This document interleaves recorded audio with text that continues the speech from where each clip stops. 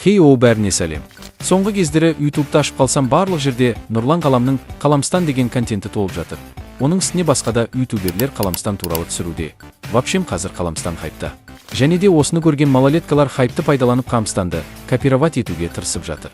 Бүгінгі видеода Қаламстанның жалки пародиясын айтатын боламын. Негізі сразу айтайын, менің оларға деген өшпенділігім жоқ.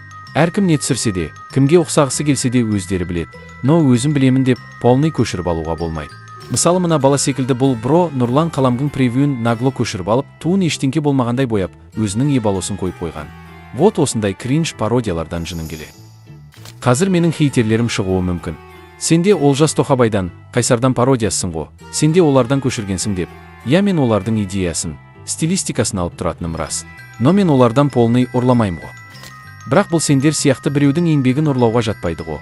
Бұл шабыт алуға жатады. Но сендердіңкі точно ұрлауға жатады. Ладно, допустим, плагиат жасасаңдар да жасай беріңдер. Но оны да хотя бы көруге стоит қылып жасау керек қой. Так, енді біз Қаламстанның клондарына оралайық. Ең басты клоны бізде Булатстан десе болады. Бұл елдің президенті Ясин Кізеке. Бұл Булатстан деген Қаламстанның главный конкуренті. Өйткені Нұрлан Қалам өз телеграмында бұл елді опасыну деп аяқ тартқан болатын. Бұл бала туралы басқа ақпараттарды табу қиын болды. Каналында только Булатстаннан басқа ештеңе жоқ екен. Дегенмен бізде осымен конкуренттер шектеліп қалмайды. Бізде әлі Алекстан деген бар.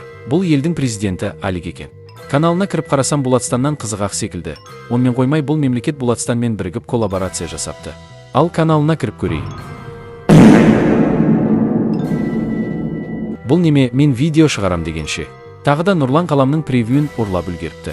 Болмайды ғой мынау. Сосын мен оған коммент жазға болатынмын. Типо неге тағы ұрлағаның қалай кетті дегендей қылып. Но ол сөзімді көтіне де қыстырмаған секілді. Мені бұл баланың хейтері деп ойлап қалмаңыздар. Маған бәрібір. Так, айтпақшы, бұл балаға Нұрлан Қаламның өзі комментарий жазған болатын. Бұл бро қуанып маған Нұрлан жазды деп видео шығарған болатын. Яғни достар, маған Нұрлан Қалам жазды.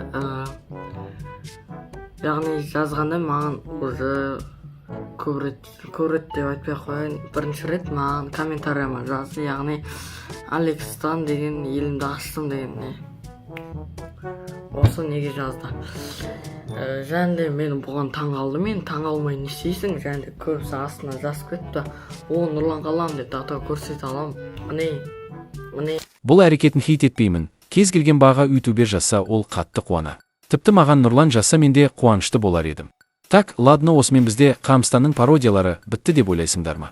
Нихуя, әлі Тимоштан деген бәле шығыпты. Бұл туралда көп нәрсе айта алмаймын.